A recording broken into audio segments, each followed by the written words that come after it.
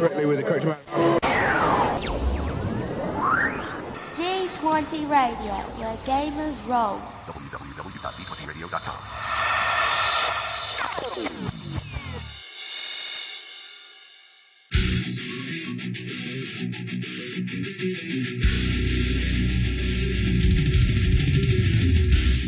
Welcome to Me and Steve Talk RPGs, a podcast where me and my friend Steve try and help you get the most out of your role-playing game experience.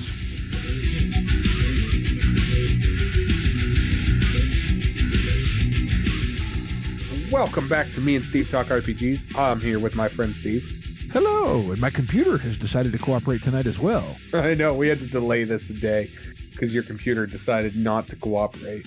Yes, it had an update, which I have set the thing repeatedly to update in the middle of the night, like when I'm asleep. Hey man, I think technology just hates you. I think you're right. Because you're still not getting Facebook notifications, are you? No.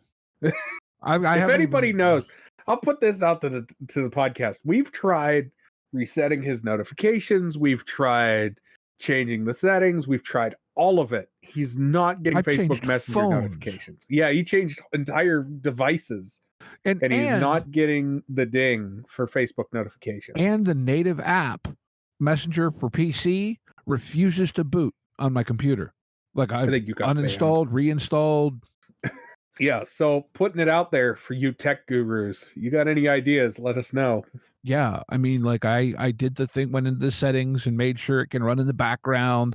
That, like, the new latest Google Smart what the hell ever isn't shutting it down, and that no, it's not that. It's annoying me. It is. I have given up trying to fight with it for the time being because anybody that needs to get a hold of you can just get a hold of you through Discord. Well, you can message me. I still get the messages, and like if I open up Facebook, there's the little icon up in the corner, but I don't get the little dingy sound or the notification on my screen that someone sent me a message. Yeah, I don't know. If anybody out there knows the solution to that. Yes. Android Pixel 7 Pro, by the way. Yeah. If anybody knows the solution to that isn't stop using Facebook. But look, I mean, I use it for networking. That's actually how I get probably at least half our guests. Yeah, because everybody's on Facebook. That, or I stalk them on Discords because I'm in, I don't know how many different RPG-based Discords, but I just follow people on Twitter. Oh, that too. I've been enjoying interacting with Opti on Twitter. He's a nut. He is. He had a whole fit put together the other day, and he was putting himself down about it. And I'm like, man, that is the most punk rock thing I've ever seen. It was like this shirt that said, "Let's taco about Jesus," and had like a taco T-shirt. I commented, I'm like, dude, that is punk rock. And he's like, elaborate. I'm like, easily. We got to get him back on the podcast. Yeah. Well, I think Opti is now technically, yes, Opti is an honorary Steve. He is? Yes. Yeah, well, we need to get him back on since he's an honorary Steve. Yes, I'll have to message him at some point. Maybe once Subversion is getting close to actual launch.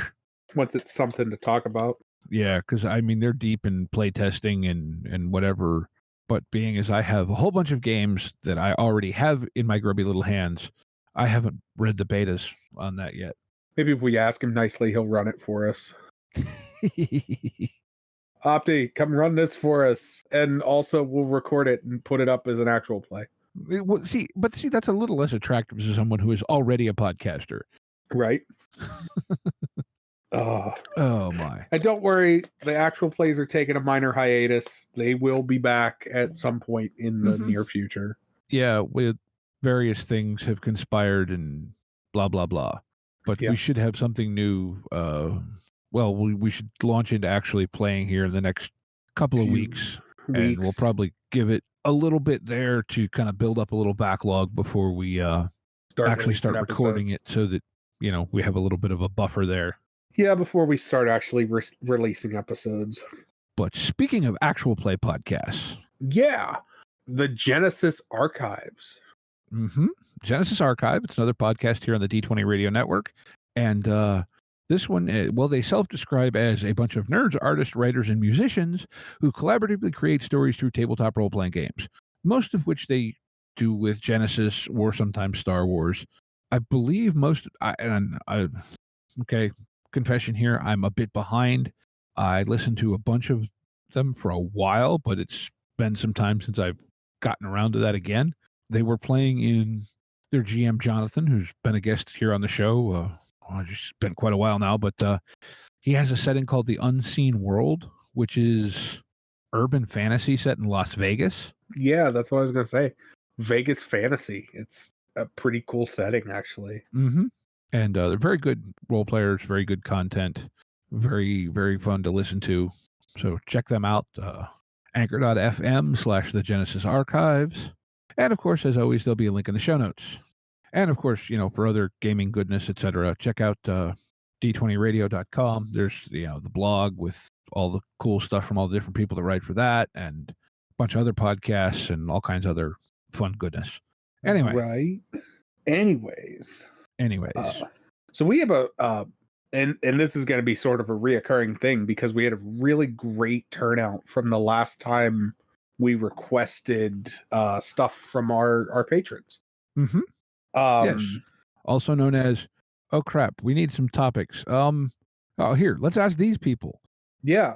So we reached out to our patrons and asked for some questions, and it's pretty great. Mm-hmm. But one of those questions, Steve, yes, was brought to us by InstaWin. Yes, our favorite Dane on our Discord. I think he's one of two, I believe. So I don't know. Anyways, we're really cool, really active. Let me find where there's the right channel. He asked us if we could consider diving into some of our various favorite game mechanics, comparing them, talk about what works well for us, what not, etc. Some stuff like that, and also kind of ask, talking about what a crunchy game is and where is the limit between crunchy and non-crunchy and why. And we've touched on that, I think, a time or two in the past, given the amount of different games we talk about, and that's a term that we kind of do throw around a bit. Figured it might be worth revisiting that to kind of kick it all off, just so the folks out there listening have an idea of what our frame of reference is. Yeah, no, exactly. So let's define crunch for us. Okay. You go first or am I? I can go first. All right, you go first. For me, I break down crunch into two categories. There is mathematical crunch, and then there is crunch. Crunch being the sound that a handful of dice makes as you roll 14 bajillion dice and your shadow runner does a thing. And then there's mathematical crunch, which is more along the lines of like Dark Heresy or the Warhammer 40K stuff or the Warhammer game in general, where you have percentages and numbers being thrown around and math being done constantly. And if I ever refer to something as mathematically crunchy, that's basically where my headspace is at. Mm-hmm. Typically, when I'm calling something crunchy, and maybe you agree with this too, is I'm referring to just pure dice being rolled. I know you have mentioned that in the past. When I talk about crunch in a game, I'm talking more the mathematical sense. Okay. For me. Fair enough. I like the sound of big handfuls of dice, even though sometimes it can be annoying when you have it depends on how it's handled. And I think that to me is kind of the core of what crunch is in a lot of ways is, crunch can be a thing in games with lots of dice, doesn't necessarily have to be. To me, it's much more the mathematical, the calculation, and even more than that, I think it's the amount of like interconnected systems that depend on one another.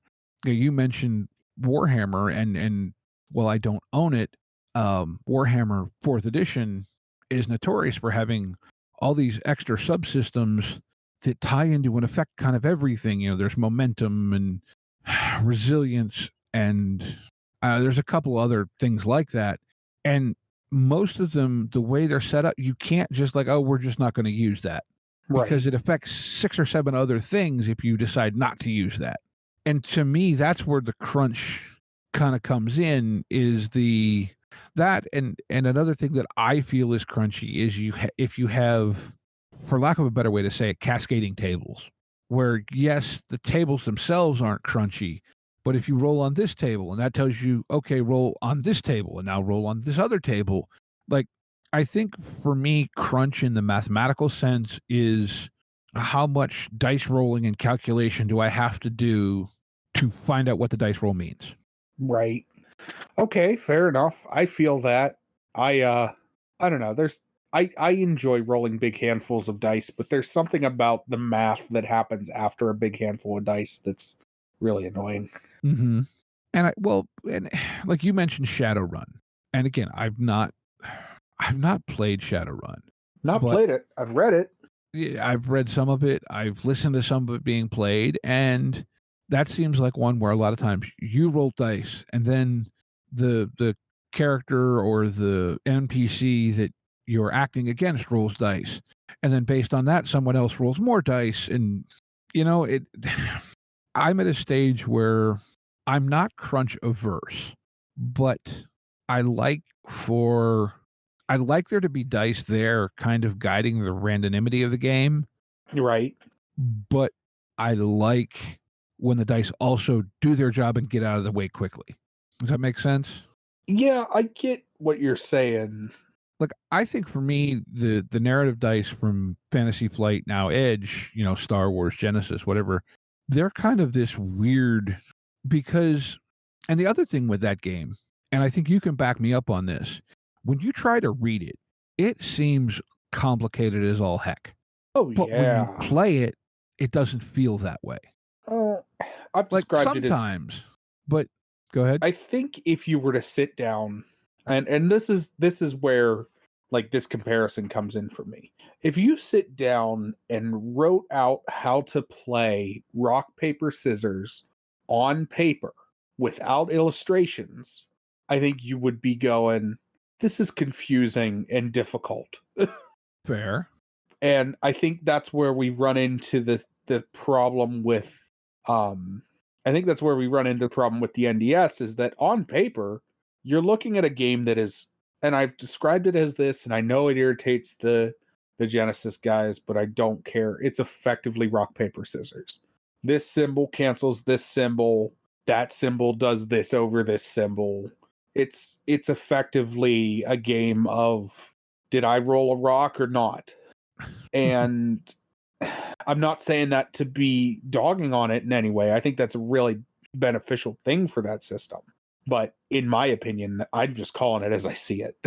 Yeah, no, and I get what you're saying, but I think, like you said, if you tried to write down the rules for rock paper scissors without illustrations, it would seem very confusing. Much in the way that like trying to read the Genesis or Star Wars core rulebook until you have a concept of how it actually plays feels very complicated. Until I rolled dice on that game the first time, I still felt that game was complicated. But like you just said, until you rolled dice the first time. Yeah.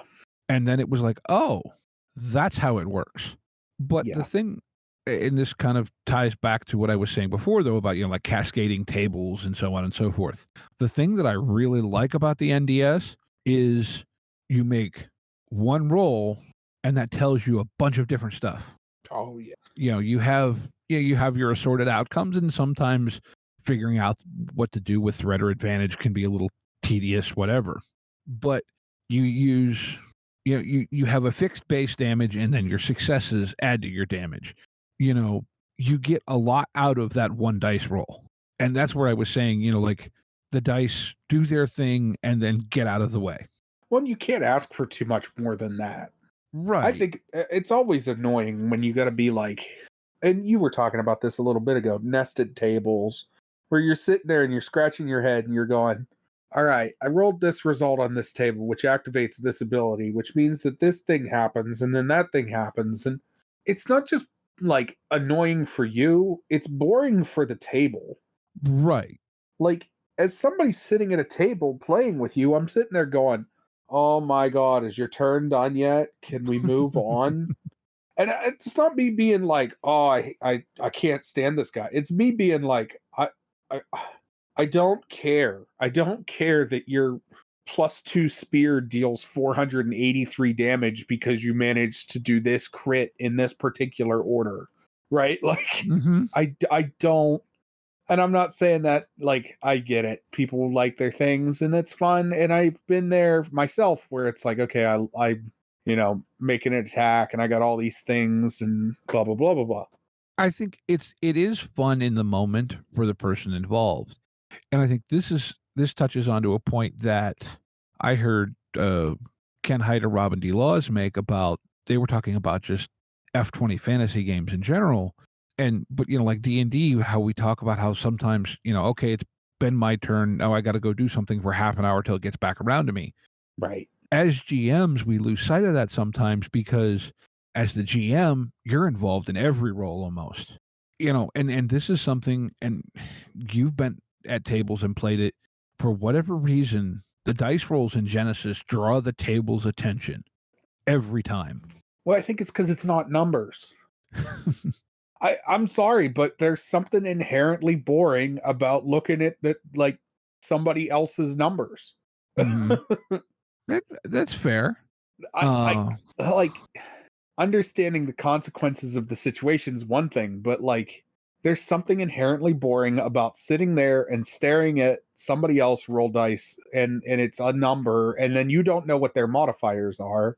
Whereas with the NDS, the modifiers don't matter so much.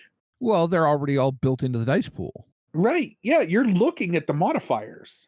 Occasionally you may have an additional success or advantage or Well, even cetera, then, but in like sessions, you just add that in anyways, because you can Right. just add that symbol. Right. And so it's like, okay, let's roll dice. Ooh, that hurt. Yeah. That was not good. Oh yeah. Yeah. Oh, this is bad. Oh wait. Oh, there's 2 of those despair things. Ooh, that's really not good. What's 2 despair mean? Or on the flip side, ooh, what do I do with 16 advantage? So, I mean, I think that gives us kind of a baseline of kind of where we think crunch or what we think crunch is. What do you said is kind of the mid crunch? You say something is kind of crunchy, not as crunchy. So what do you my use for your kind of my go-to mid crunch game is, boy, I like to point towards D&D and be like, this is a mid crunch game. I actually was going to say the very same thing. I get some people argue that it's not, but well, I would use it as the reference point, if for no other reason that it is the most familiar reference for most people in the gaming community. right.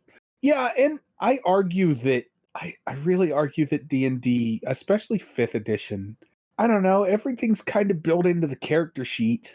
And you know what your numbers are before you're rolling anything anyways. So it's not like that changes depending on the dice roll, unless it's a crit, in which case it doesn't change that much. Yeah, but there are some situational not as many as there were in say 3.5. There's situational modifiers. There's okay, if you do this, then you do that, etc. Which again, you could have most of it figured out in your character sheet in advance, so it's not. I feel like calling D&D the mid crunch reference point, I think serves everybody well. Yeah, and this particular edition, because like older editions were more crunchy. Mm-hmm. I would say 3.5 probably the highest. 3.5 AD&D was really crunchy because you had a lot of roll and then look at the table and like look at Thaco. Thaco is the epitome of roll and did I hit. Well, fair. I mean, yeah. And I like Thaco, but It's been forever I'm not since gonna I sit played there with and it. So. okay, let me take my little hill before somebody comes at me.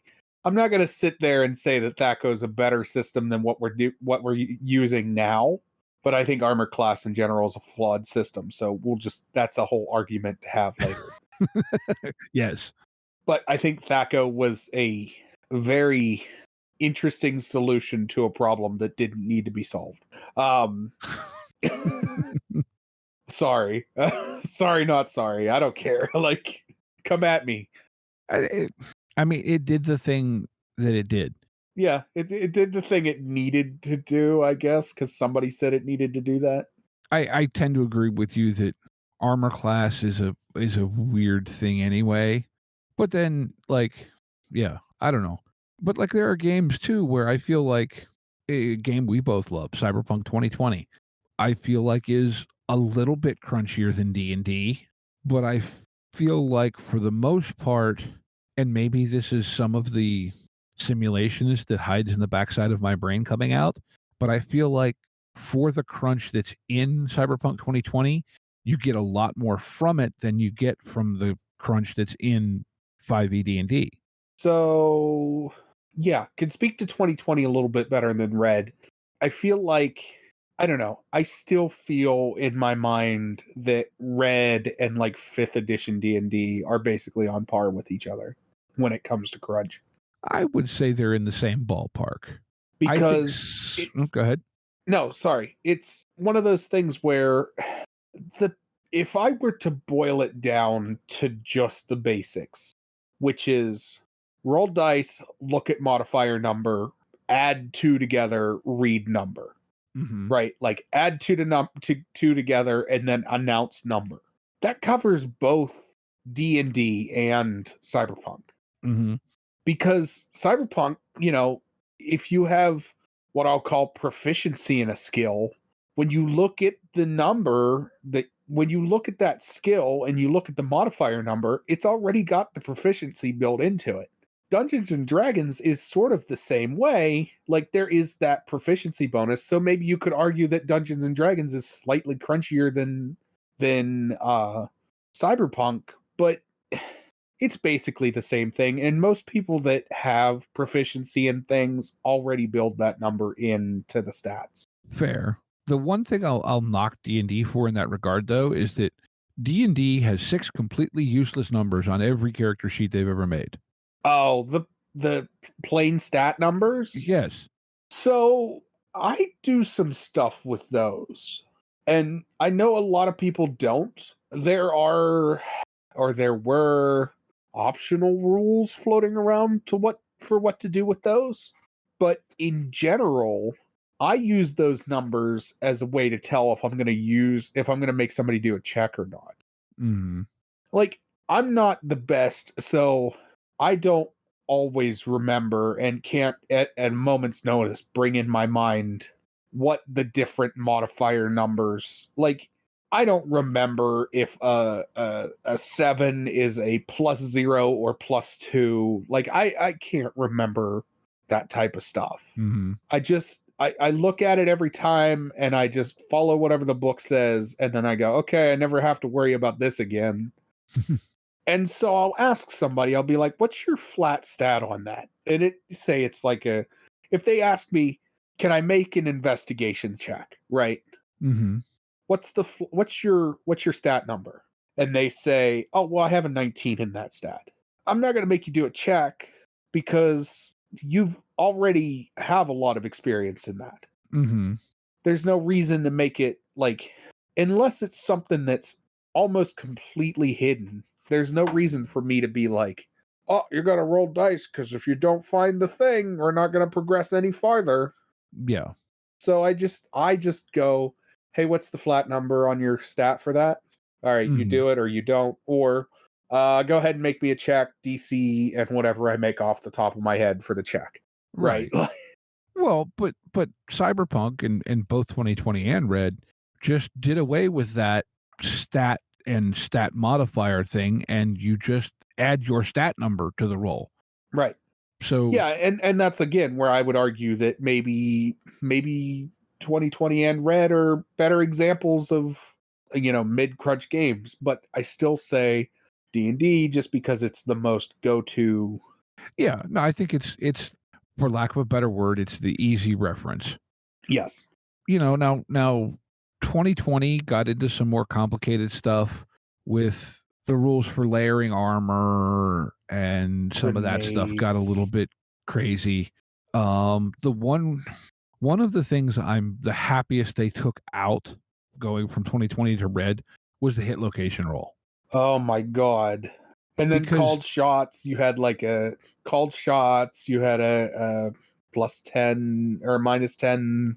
Yeah, something like that. I think it's -8 now, but Yeah, it was like minus 10 difficulty for called shots. But if you called shots and you hit it, you didn't have to roll on the damage table. And Yeah. I think that's a cool stat in certain games, but not in that game. That's a cool thing in like, I like it in like what's the cowboy game? It's the cowboy game. were you Haunted West, Deadlands? No, it's the one that you play with poker cards. Deadlands. Deadlands, yeah. In Deadlands, you're not calling shots, but your shot placement is, so you put your target down, and then depending on what you pull, that's where your shots are. Okay, you talking the OG version? Yes, the original, Okay. which had it's a really cool idea. I'm not describing it well, but basically what you would do is, I don't know the exact mechanics of it, but you would basically do your shot, and then you're going to basically set a target down on the character where you're aiming. And depending on what card you pull and what suit it is, that's where that shot hits. And so, like, you could try to shoot somebody in the leg and end up killing them just because random chance didn't like you that day, or you could try to shoot somebody in the head and completely miss because you have less of a chance of hitting anything else at that point. Like, it's a whole thing. Mm-hmm. And it's a really cool concept for especially a cowboy game. So, question, is that crunchy? I don't think so. Because there's not a lot of modifying being done to that. Is and I'm just throwing this out there, like, is it also because the method it's being done with feels more engaging than a simple dice roll? No, maybe no. I feel like it's not crunchy because I feel like it's less crunchy because it's not like, oh, I have to do mathematical calculation. Like, you don't have to think too hard with what you're looking at. Mm-hmm. It's a pretty binary result. Did you get a this? If not, what did you get? Or did you get an X, Y, or Z? Yes. Okay, this is what happened. Mm-hmm. No, like I said, I was just asking because I don't know, it felt appropriate for the topic. No, I understand where you're coming from. I'm just saying that for me, I really don't feel like it is. Mm-hmm. Well, I think though that too is maybe is that an aspect of what we consider crunch is how engaging is it? Right? If it's engaging, it doesn't, because I think on some level what you tolerate is crunch is directly related to how interesting you find it. Yeah, I could tend to agree with that. I think that's what a lot of people that play stuff like we picked on it a little bit earlier, Shadowrun. Mm-hmm. I think a lot of people that play Shadowrun will tell you that I'm not really here for the system. I'm more so here because the game's so interesting. Mm-hmm. Well, but like, okay, and yeah, because InstaWin brought this up. InstaWin is a big Rollmaster fan by his posts anyway, and I have no reason not to believe him. Rollmaster, of course, is notorious for having charts for everything, and usually several of them. I think it becomes a thing where if it's what you want, it's great. And that's the thing is, for the most part, I don't think crunch is inherently good or bad. No. There's a game that I'm really curious to try that's in my collection, second edition of Slay Industries. Uses their, I think they call it the S5S system or whatever. I don't remember exactly what they call it, but I'm a little curious to see how the dice system plays at the table because it sounds really interesting, but it feels like it could be kind of fiddly and take a little time to sort out results at the table because the way they do it, you need one distinct D10, and I believe it's up to 5 other D10. So your distinct one is what they call your, I think they call it your success die. So you roll, you have your success die, and then you add dice based on your attribute and your skill up to, I think, 5. Or maybe it's just your skill. I haven't reread the rules in a little while, and not having gotten to play it yet, they didn't burn into my brain real well. But what you do is the success die determines whether or not you did the thing. How many of those other dice succeed or fail determine how well you did the thing, or in the case of attacks, can grant bonus damage, etc. Right. Sounds really cool in concept. I wonder how it works at the table. You know what I mean? Because basically what you've got to figure out is your target number is 15. So you have to figure out, what does the die have to have for me to get a 15, and then how many of my dice are over that? Let's just say you're rolling it. Well, just to make the math easy, we'll say you're at +8, okay, and you need to get a 15. So you need to see how many of your dice, the one die, okay, is it a 7 or higher, and then how many of my other dice are 7 or better. But it feels like, in a sense of how I was talking about, I kind of like want the dice to do their thing and then get out of the way, that's requiring a bit more time spent on the dice themselves. Does that make any sense? Oh, makes a ton of sense. I get that completely. Not having played it yet, I don't know that that's a thing, like how it actually translates when you get it to the table, because like we talked about Genesis, on paper, it feels really freaking clunky and weird. At the table, it's like, oh, okay, yep, okay, there we go. Yeah, it just clicks. It just clicks. So, yeah. Savage Worlds with the exploding dice and whatever, and the raises, I don't think it's that crunchy, but it does require, for quickly calculating raises and stuff, does require some math aptitude that might not come as easy to some people as it does to others. I mean, we've had that conversation before too, that, and like, just between you and I, our math skill sets are very different. Oh, I'm terrible at math. I mean, absolutely atrocious. I'm not a math whiz, but I'm fairly quick at a lot of it. Math is not my skill set at all. Mm-hmm. Anybody who's known me for more than 10 minutes understands that. Don't ask Steve, he don't know. I know the funny thing is, and you know this, I have a really esoteric knowledge set, and I know a lot of stuff. I cannot wrap my head around math. Right, and that's the thing, right? You go to systems like Powered by the Apocalypse. You're rolling 2d6, maybe adding. Well, when we played Monsters of the Week, I think the highest you ever had is maybe a +2 or a +3. Right. Well, that's pretty base. It's not that hard. And I think as gamers, there's something about numbers on dice, and I think certain dice sizes add together faster for a lot of gamers than others. Does that make sense?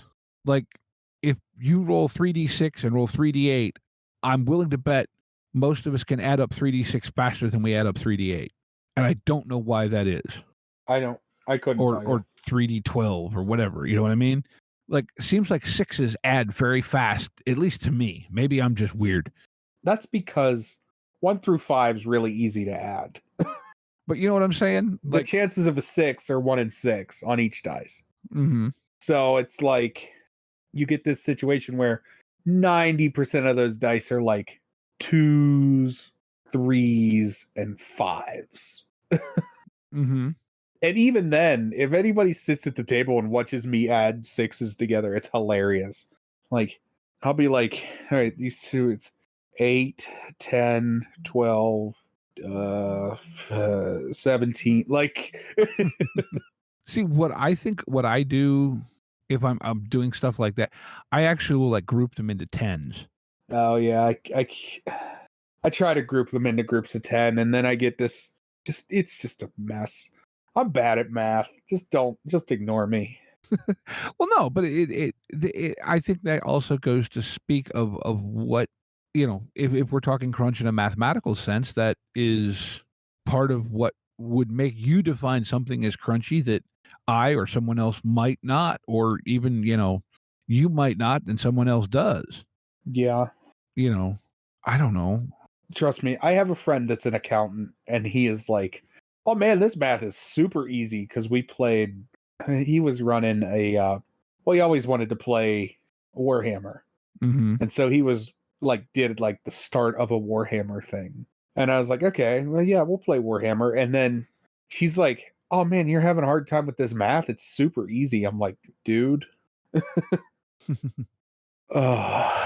All right. So, I mean, I don't know. Do we think we need to go more into that? Maybe touch on a few mechanics that we like, or things that we like in concept anyway? We can talk about it. Yeah. Why don't you start? Because I'm drawing a blank on mechanics. So what I think what I like in mechanics is when a game does more than one thing with a roll. Okay. Like, for example, and this is, a mechanic that others have pointed out. Greg Stolze, when they designed Delta Green, automatic weapons have a lethality rating. So the way this works, you make your attack roll, just a D100 roll, percentile dice. So if you succeed, you then, instead of rolling damage, you roll against the lethality rating of the weapon, which in most cases for submachine guns isn't that high. It's 25 or 30%. And they have what they call a kill radius, which is basically how far does the action of auto firing spread. Right. What I think is beautiful about this mechanic, though, is you roll for the kill to see if you get under the lethality rating of the weapon. If you get under the lethality rating, we'll just say it's 25 and you roll a 17 or whatever, okay? Now, everything in that radius just dies. All humans, whatever. It's just dead. If you roll over, now it just becomes a 2d10 roll, and that's the amount of damage done. So if you roll, let's say, okay, so you rolled a 17 and you kill the 3 cultists that are standing there. But let's say you rolled a 88. Now, all 3 of those cultists that are in that radius take 16 damage, all off of, your one roll. That tells you, did you directly kill them, or did you do just enough damage to kill them? Or if you rolled a 51, we'll say, well, they all take 6 damage. It's doing more than one thing with the roll, and I find that very elegant. Very kind of simple but effective. And I think that's the type of stuff.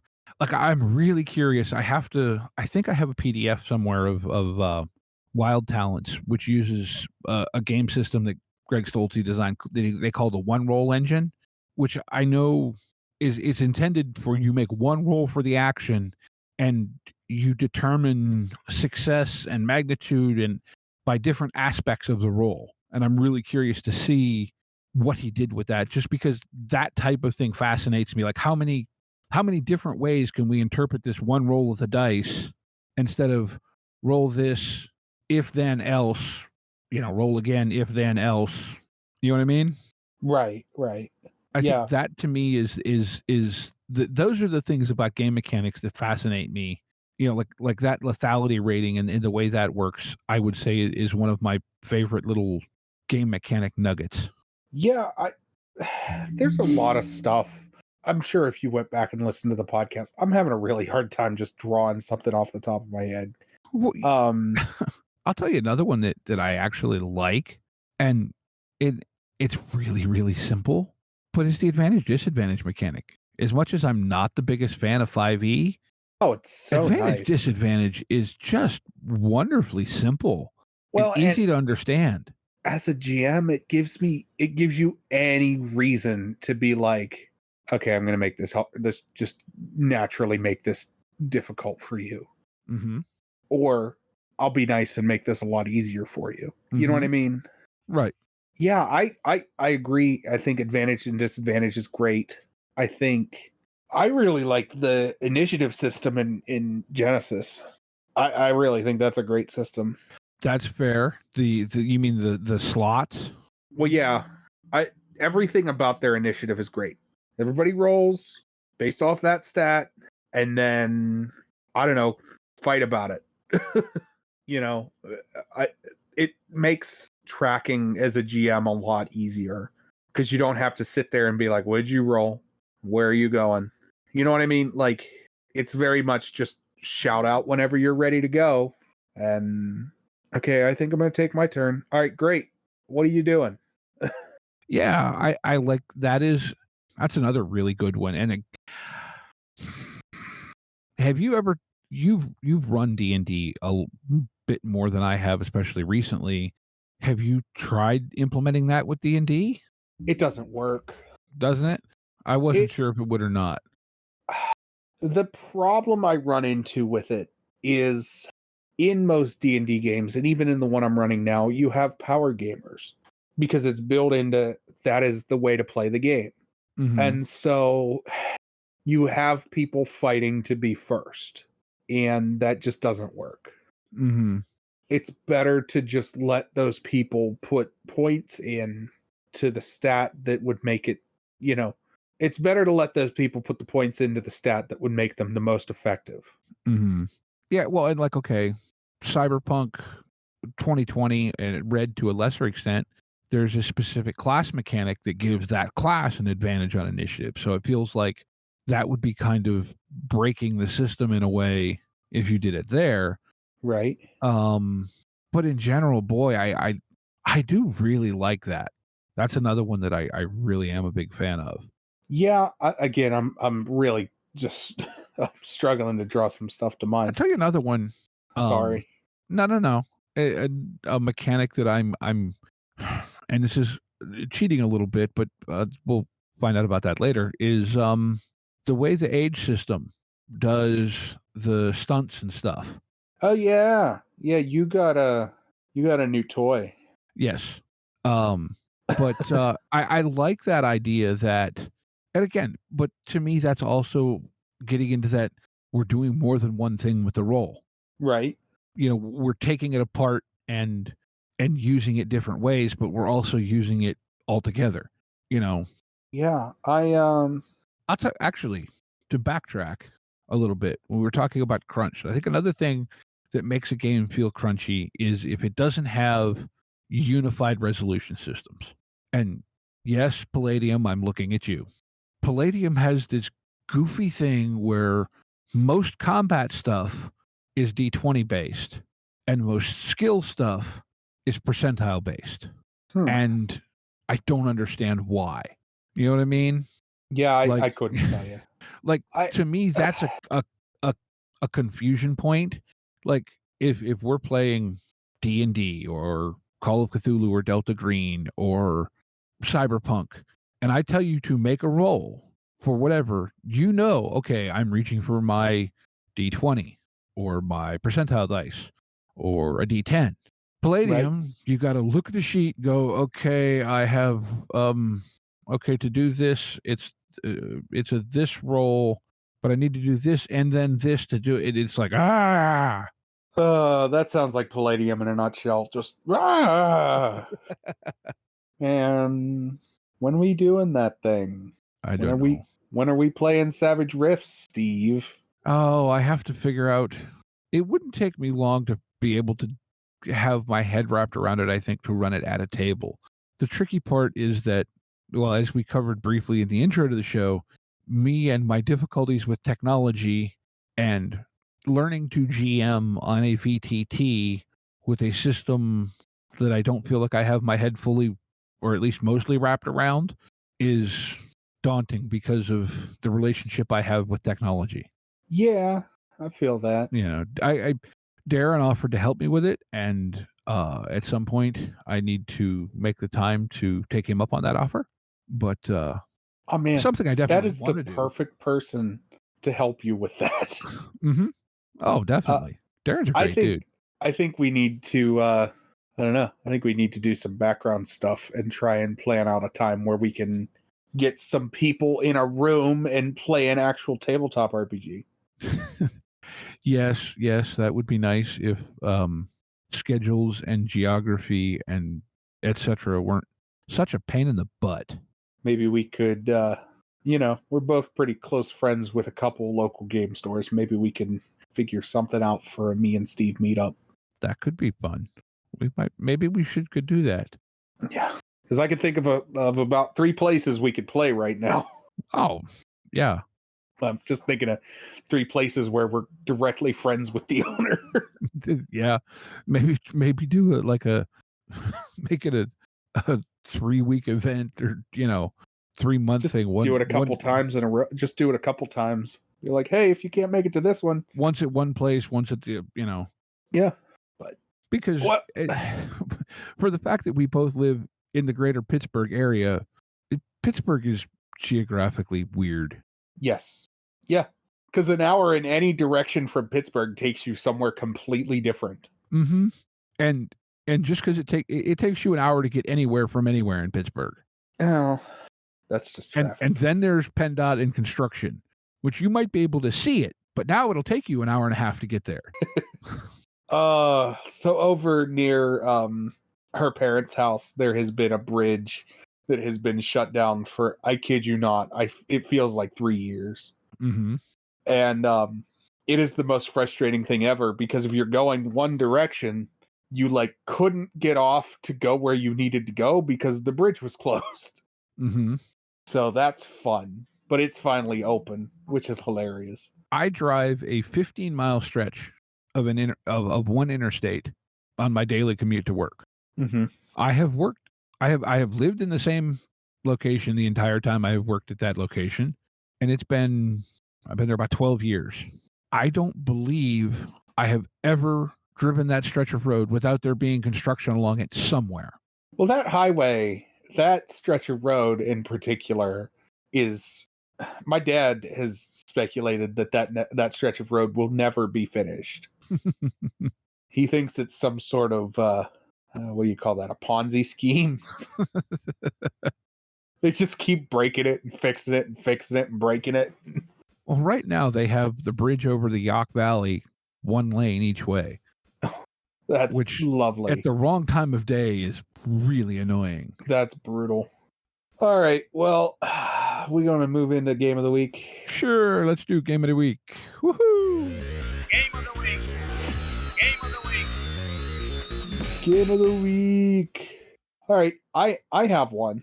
All right. So my game, I've been sort of following this stuff. It's kind of neat.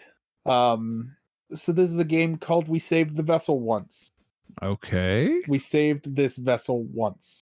It is a, how do you put this, Star Trek-esque tabletop RPG about doing missions and saving, like, it's a whole, like, 1 or more players, recommended 3. It plays off a deck of cards.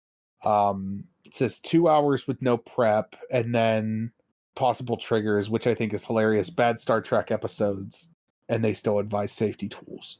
But it just looks like a simple draw a card, go through the thing, tell the scenes and tell the story together, and just play this like basic Star Trek-esque game that is not as involved as the actual Star Trek game, right? Mm-hmm. So my big thing is, and I think it's neat that there are Star Trek games. I don't need all that. I like Star Trek to be fast and loose and weird. Although that's also because I started watching Star Trek with Next Generation, which was fast and loose and weird. Okay. I tried to get into it and never succeeded, but that's me, not everyone else. Yeah, I get it. It's not for everyone, but for me, it's like, yep, I like my Star Trek weird. I like it goofy. I just finished Deep Space Nine for the first time, which was really good. And I'm not looking for, I don't want your super involved Star Trek story. Mm-hmm. I don't, as a player and as a GM, I don't need you to push the right buttons, Geordie LaForge. I know you're going to do your job. I don't have to worry about, did you do it successfully? Mm-hmm. And that's where these type of, like, this retro star, like we talk about crunch light games. Mm-hmm. These are games that just get out of the way of themselves. Mm-hmm. And I could see this just being an absolute it gets out of the way of itself and is there for Star Trek nerds to be Star Trek nerds and have a great time. Well, yeah, and you bring up a point there relative to like Crunch, right? If the game very well defines how it wants you to feel, kind of like, or the feel it wants the game, if the text clearly defines the feel that it wants play to have, I think that makes everything much easier. Yes. That's what I was trying to say. I feel like things become immensely easier when both the system and the setting are designed around each other. Mm-hmm. And look, this kind of goes to why in a lot of cases I'm more a fan of dedicated system games than generic rule set games. I think that's fair. But there's just so many outliers of those generic system games that are good. Yeah, like Genesis is a great example of that. Like, it's a fantastic game whether or not it has a rule system or whether it has a rule system or not. Right. But I think that's because Genesis, or Star Wars actually, and Genesis being based off the Star Wars game, was designed to emulate the feel of Star Wars. And that feel is such a common thing that a lot of people want in the way that their games and their stories work. Right. Yeah, I get that. But I also look at something like GURPS. I really like GURPS, but I don't want to get into an argument, or I don't want to get into a full discussion about it, but GURPS has some stuff that, like, it's kind of bizarre how in-depth GURPS is, right? Mm-hmm. And there's a splat book for everything. And I mean everything in GURPS. Mm-hmm. If you look hard enough, you can find a rule for it. Mm-hmm. And I think that's what makes that a really interesting. Like, again, that's the definition of a generic system, and it's really cool. I really like that system. Mm-hmm. But yeah, I don't know. It's weird, man. But I dig me some. I've been on that goofy train for a while. I dig me some goof. Mm-hmm. Well, We Saved This Vessel Once is a little 3-page framework game, which, as long as they make you feel like what they want you to feel like in those 3 pages, that tells you a lot about how to play the game. Oh yeah. All right, what do you got, Steve? Well, I don't think yours is a surprise to me, but no, I'm going to go with, and I've been curious about Green Ronin's age system for a while, going back to when I did the episode with Ren about it, and they kind of let slip then that they were working on a kind of condensed, sort of somewhat revised core rule book for Fantasy Age specifically. And no, standard high fantasy isn't generally my jam of choice, but every now and then I get the itch. And as I mentioned, I like the 3D6 with the stunts and whatever, how they're kind of doing more things than just what's the number. Right. So I bit the bullet a while back when they announced it, and I pre-ordered what had become the second edition of Green Ronin's Fantasy Age. And now I know the rest of you can't see this, but I'll hold it up so Steve can see it on the camera. Very, very pretty cover. Oh, I saw the pictures you posted. It's a very retro cover. And the interior art is all, to the same standard. I haven't gotten a chance to read it yet because I had between 5 and 7 preteen children in my house most of the last week, which for anyone who is not accustomed to that and suddenly does it is best described as mass chaos. But yeah, Fantasy Age is really neat. And one of the things I like about this, we talked a few episodes back about character advancement and customization and so forth, and how, like, particularly with D&D, it feels like the classes are very pigeonholed, kind of. Well, Fantasy Age, and one of the things they did with the second edition, which, by the way, by their own admission, is 85 to 90% compatible with all the first edition material. One of the things they did was they added another class, which brings them up to a grand total of 4, which sounds a little bit light compared to a lot of games. But Right. the way it works, your 4 class choices are Envoy, Mage, Rogue, or Warrior. Envoy being the new one. Now, an Envoy effectively is the face character, but that's kind of as far as they define it in just the class, right? You're the charismatic, you're the face, you're the talker, you're whatever. How Right. you choose to define that, you go into specializations and you pick and choose from there out. That's And cool. there's tons of options. And then obviously, mage, they don't differentiate between divine and arcane magic per se, but so like a priest would still be a mage by class type, but you would split off down a more priesty divine magic specializations. Rogue and warrior. So rogue is your more sneaky, scouty, pokey type, where warrior is probably more brute force, we'll say, or very precise, range attack, whatever. You know what I mean?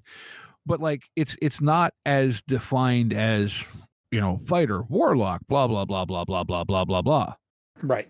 And you're free to kind of mix and match pretty deeply, as far as I can tell, with your specializations, and it just feels like a very, very customizable game.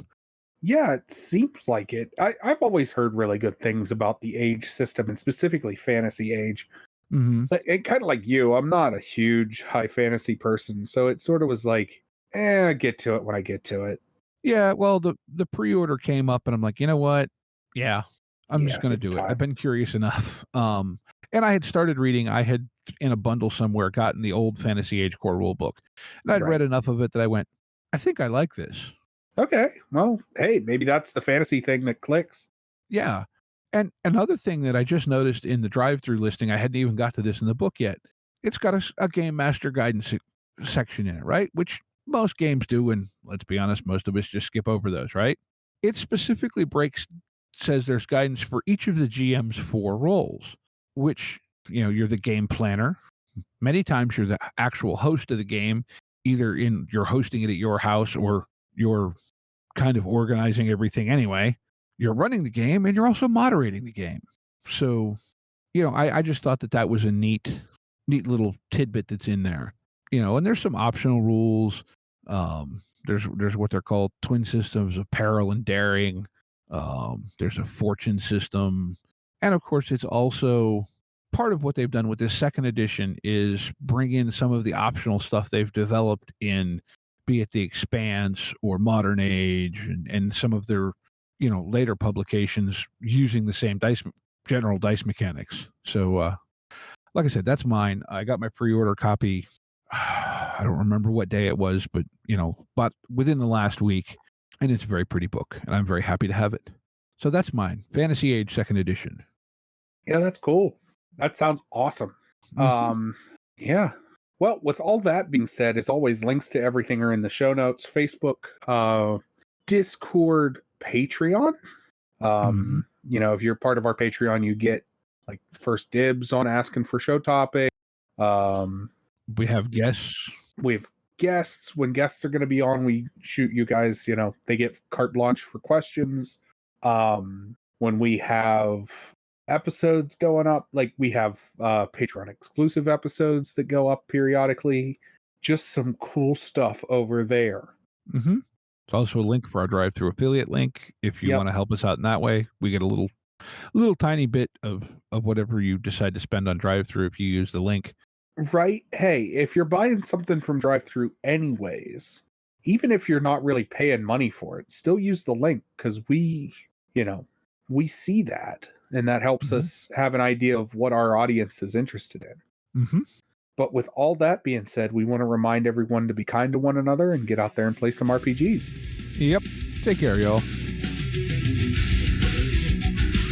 Intro and outro music by the band 12 Noon. You can email us at meandsteverpg@gmail.com. You can find us on Twitter and RPGs.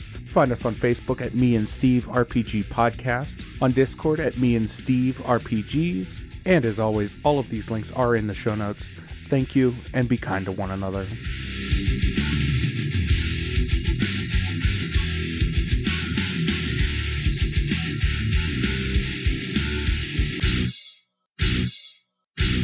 How much for the cigar? Cigar, $20, dog. You gotta go down the street to the store and buy that.